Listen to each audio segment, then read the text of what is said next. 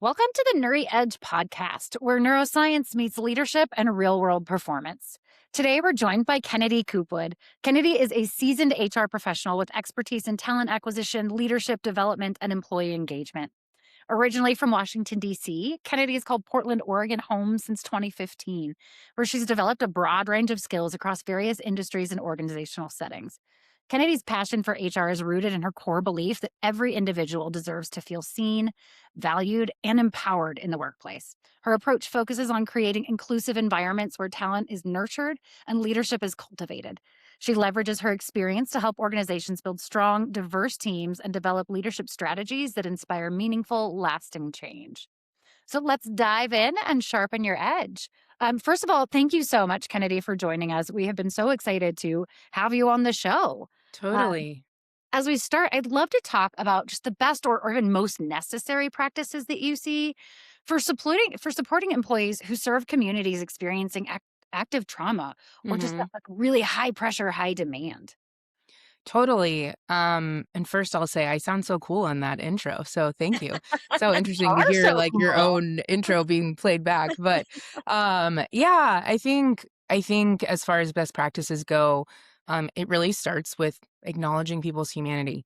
There are so many stories and experiences that show up like at work with people, and I think it's really easy to get into the, well, what's the most professional thing, and to put the professional aspects before the human aspects. And so I think, when you're working at an organization like mine where, we're in the community day in and day out, it's so important for our teams to know first and foremost, like, you're a human. And ultimately, like, we want to support what's best for you as a person. And so I think when you establish that foundation of like, hey, like, I see that you are a human that was born into the world and you've navigated different experiences rather than just saying, well, you're an employee, this is your employee ID number, and this is how I expect you to show up. You actually give people space to be human. And when people feel like they can be human, they're more, willing to ask for help or show vulnerability, and to have people support them. And so I think as far as like your very first best practice is to like be human too, and allow people to be human. And then from that, you can build the foundation of like, Mm. okay, what does support look like for people that are doing the work? And that can vary because you have one person that might be doing the work that they grew up in and they've survived that. And so what does it look like to support them through potential secondary trauma? Or, maybe this person's just having a burnout moment. But like what do they need? And so I think like getting to know your employees and like meeting them at a human level is paramount to creating, environments where people can actually show up as them full selves. Ooh, Yes. we're starting off strong. Yes, I feel like as you're talking, just reiterating the reality that none of us escape our own Mhm, humanity, and that rarely do we come through this journey completely mhm, unscathed. And so I love hearing you talk about how do you welcome those stories, those lived mhm. experiences? How do you make space for people to function in their fullness of all their lived experiences in a really supportive way? Um, that feels like building trusting relationships at work, right? Mhm. That feels like really operating from a place of trust and authenticity. I love that. Um, you were almost going there, so I think I'm gonna push us in this direction. Delightful. Will you talk a little bit about what does it look like to build resilience in team culture? I think so often companies, organizations are kind of chasing burnout, Mhm. reacting to burnout, but how do we get ahead of it? Will you talk about things that people can do intentionally to build that resilience on the forefront? Totally.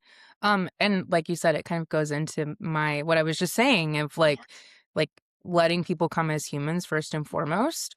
Because I feel like if you're in an environment where resilience is maybe painted as burnout, and um, it's not actually resilience. It's more of like work until you break. Like that's not Yeah. actually what strength is. And so I think when you allow people to show up with their humanity, and to, really connect with them on a human level. You get to engage in a way that's like, okay, this situation might cause for a little bit more grit. Especially, I work in the nonprofit world, and you have to have grit to do nonprofit work, especially in social services or behavioral health.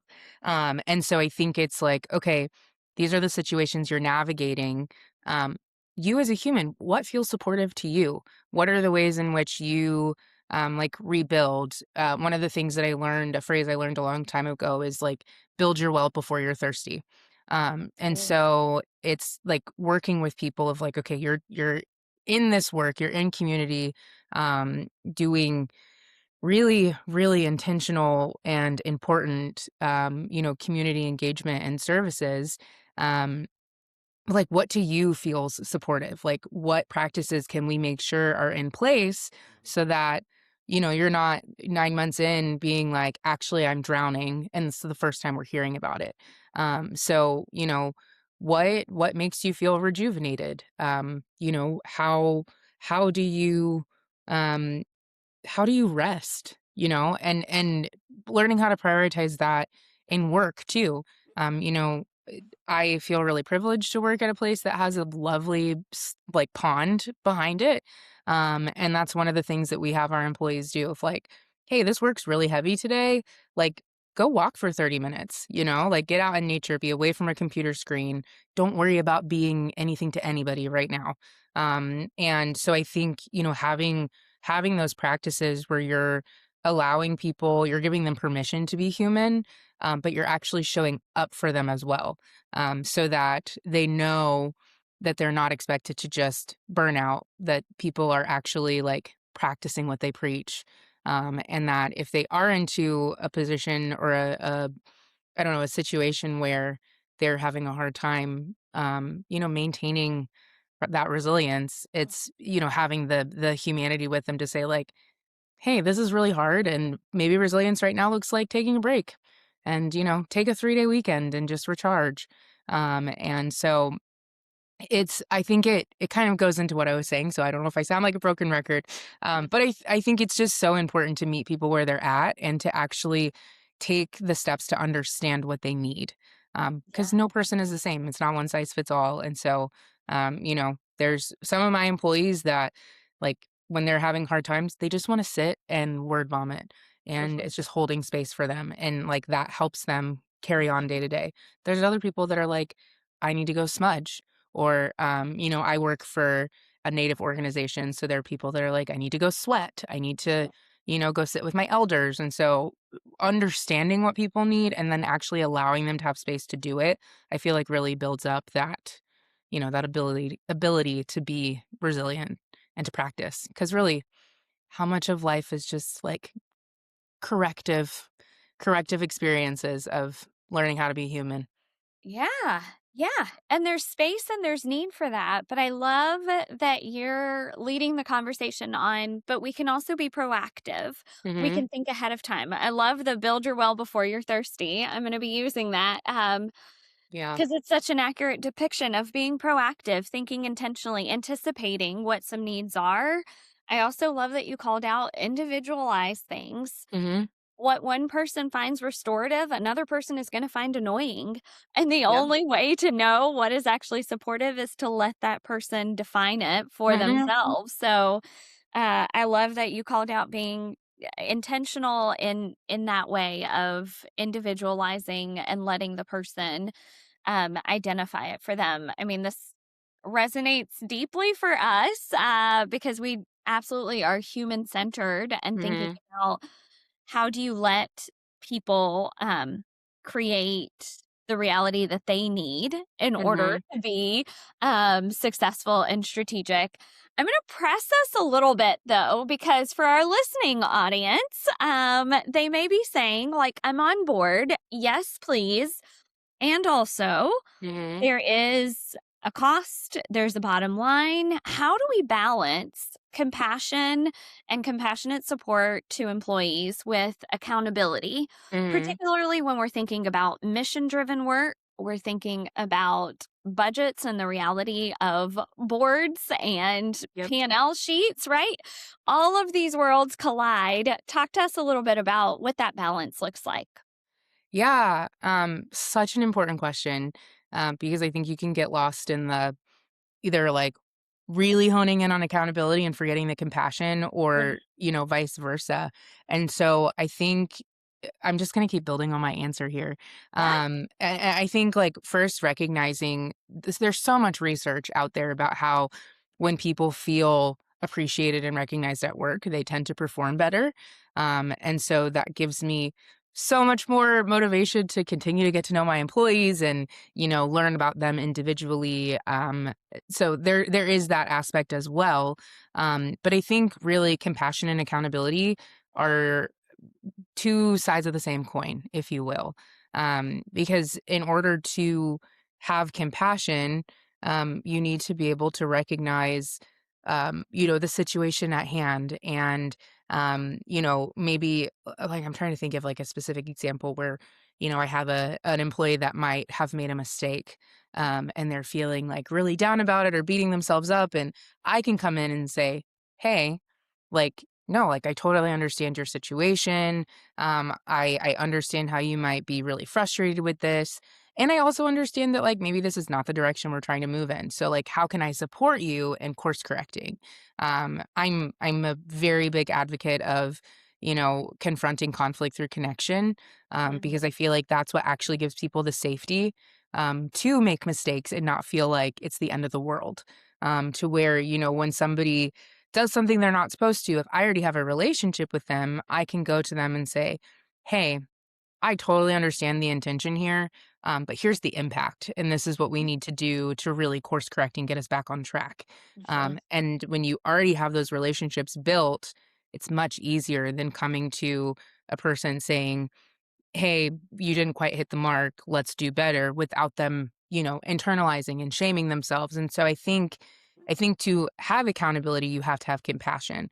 And to have compassion, you need to be able to hold folks accountable to what, the vision is and the direction that we're moving in. And so I think it really all things from here are gonna be rooted in people and working to, like, give people space and understanding, because in my practice, I've just found that it's way more successful than just kind of coming in and, like, with, like, authority or status or hierarchy and, like, kind of forcing an opinion or, shame or guilt on someone when the reality is, like, we're all here trying to do a good job, and we're so human, and we're not gonna get it every time, but when you have those relationships built, it makes it easier, I think, to hold people accountable, even in the most uncomfortable situations. I mean, I'm an HR person, so I have many stories. But having those, like, Yeah. when people know, like, I do like, we're on the same team and, like, I have your best interest at heart, um, and that means that sometimes I have to hold you accountable, because you're also not gonna grow as a person, a professional, if you are just living in an echo chamber. So, does that answer your question? Absolutely. Absolutely. I appreciate the concept that you're driving, that it's two sides of the same coin, that if if you don't have the accountability, you miss people's growth opportunity. Mhm. And I think that's where the relationship of trust and respect and being able to bring things up is powerful, and not holding people are gonna make mistakes. Yeah. Inherently, humans are gonna mess up, and not holding people to their worst choice or their worst mishap, but Mhm. really allowing that to be a space for how do we grow? How do we course correct?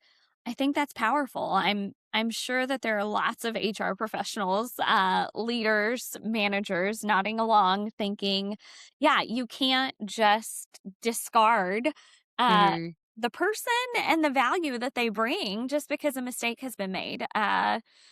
Good grief. Totally. I'm sure between the three of us, we could make a rather impressive list of Oh, mistakes yes. made. Like, just by myself, gosh, yeah. Like, I probably could write a novel on, like, "Here's what not to do." So, That's the reality of yeah. this life, right? Life is a process built on trial and error. So, Yeah. I love that you're calling us into accountability and compassion. towards the end there, you were getting into a meaty space that we talked about when we first met Mhm. around middle management. Middle management, it seems to be this arena where Mhm. there is the tension between so much need and so much opportunity. And I think that we have a lot of folks who are either leading teams themselves Mhm. or thinking about how to support people who are leading teams. Um, in your experience, talk to us about kind of what are the important capabilities for middle managers, people who lead teams well. Mhm. Obviously, you've given us a lot of rich things so far. Um, but as an HR professional, what are the other things you're thinking about? What are the capabilities that you think middle managers could really focus in on and benefit from? Yeah. When you first said middle management, I wanted to go dun dun dun, just because it can be so daunting, especially for those it's their first time in management, which is like a Oh, lot of middle new management. role. Yeah.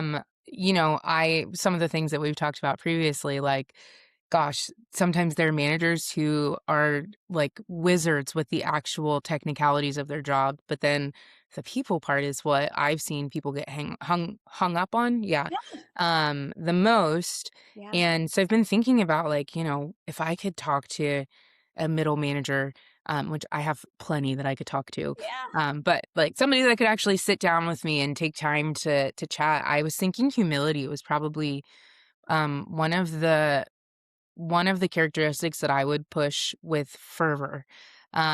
Because I think when you step into management, I think there's a lot of like status and glamour around the idea of being a manager when it's actually really difficult.